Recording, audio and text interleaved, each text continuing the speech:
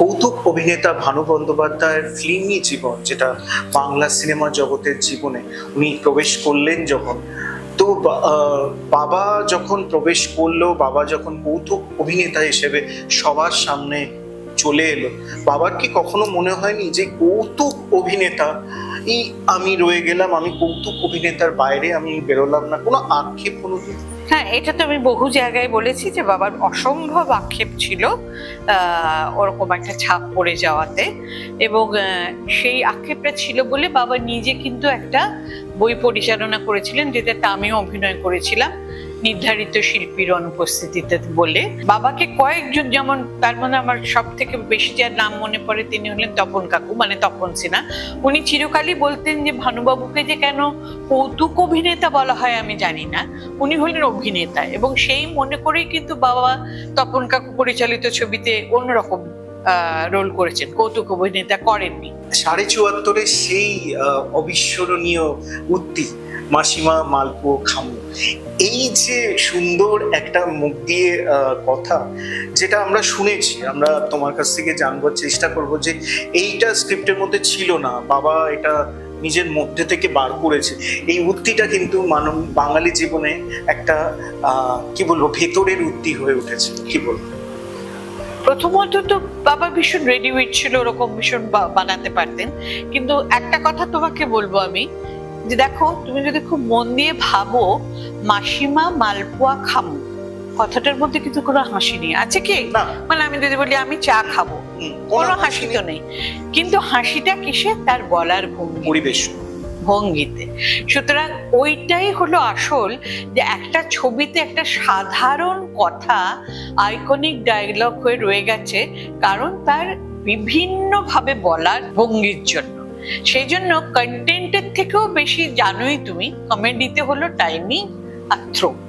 বাবা ভানু বন্দ্যোপাধ্যায় যেভাবে একটা দশক ধরে মানে মানুষের বাংলা ছবিতে একটা আলাদা জায়গা করে নিয়েছিল, এবং এখনো মানুষের মনের মধ্যে ভানু বন্দ্যোপাধ্যায়ের একটা আলাদা জায়গা রয়েছে, এবং তার ছবি যখন টেলিভিশনে প্রদর্শিত হয় এখনো, তো অধীর আগ্রহে মানুষ সেটা দেখে।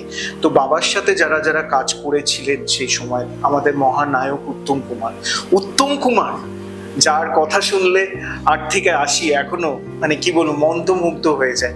এই মানুষটির সঙ্গে বাবার একটা নিবিড় সম্পর্ক ছিল, এবং বাবা তাকে ভীষণ ভালোবাসতেন। তো তোমার চোখে উত্তম কুমার একটু যদি বলো। আমার চোখে উত্তম কুমার বলতে পারো অন্যদের থেকে একটু আলাদা, অন্য কাকু জেঠুদের থেকে। কারণ আমি যখন আস্তে আস্তে বড় হতে থাকলাম, তখন ওই যে নায়কোচিত জিনিসটা, সেটা আমাকেও খুব আকর্ষিত করতো। যেরকম অন্য আর 5 জনকে করে, আমাকেও সেরকম কিন্তু করতো। এটার একটা খুব মজার গল্প আছে, বলি তোমায়।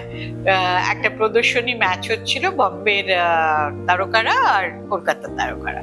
তো তখন উত্তম কাকু এসে বসেছেন, আর আমি ওখানে বসে আছি, গল্প করছি, আমি, ও সোমা আর উত্তম কাকু। তো গল্প করার পর বাবা ভীষণ নীতি নিয়ম মেনে চলতেন। তো বাবা সেদিন যখন বাড়ি ফিরছি, দেখলাম বাবা খুব গম্ভীর। আমার সঙ্গে বাবা কখনো খুব গম্ভীর থাকতেন না, খুব গম্ভীর। তো তারপরে যখন বাড়ি গিয়ে পৌঁছলাম, কিছুক্ষণ পরে মা এসে বললেন, আমার মা খুব শান্ত প্রকৃতির লোক ছিলেন, মা এসে বললেন, তুমি কি আজকে উত্তম বাবুকে প্রণাম করনি? মানে ওটা তো আমাদের রেওয়াজ ছিল।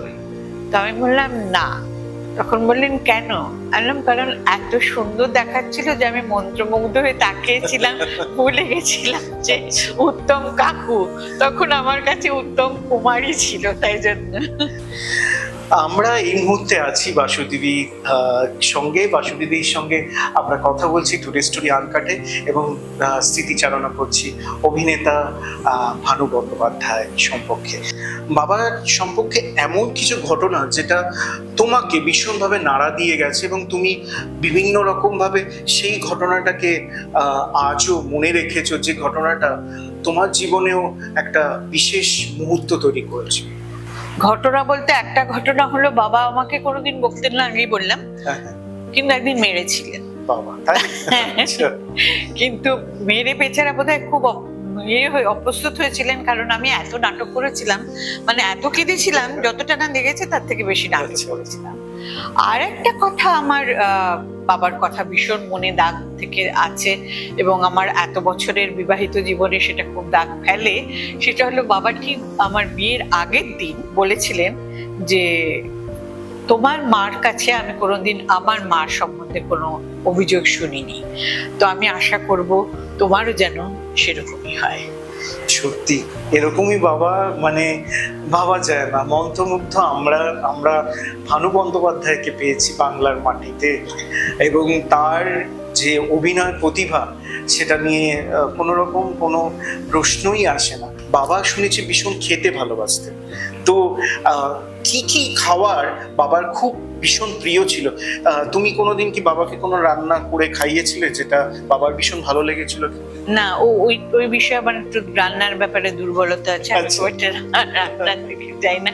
কারণ তার একটা কারণও আছে, কারণ আমাদের বাড়ির যে ঠাকুর যে রান্না করতো সে বাবা মার বিয়ের আগের থেকে, সুতরাং সে আমাদের পরিবারেরই একটি অংশ, এবং অসম্ভব ভালো রান্না করতো। আর বাবা যে খেতে ভালোবাসতেন তার থেকেও বেশি খাওয়াতে ভালোবাসতেন, অসম্ভব খাওয়াতে ভালোবাসতেন, এবং আমাদের বাড়িতে খাওয়ানোটা প্রায় লেগেই থাকতো, এবং সেটা না বলেও বেশিরভাগ সময় হতো। মানে মা হঠাৎ শুনলেন আর কি যে কিছুক্ষণ বাদে কয়েকজন আসছে খেতে, তো সেখানে একটু তেলাহি ভাবে ইলিশ মাছ, কই মাছ, বাবা যেমন ইলিশ মাছও ভালোবাসতেন, কই মাছও অসম্ভব ভালোবাসতেন।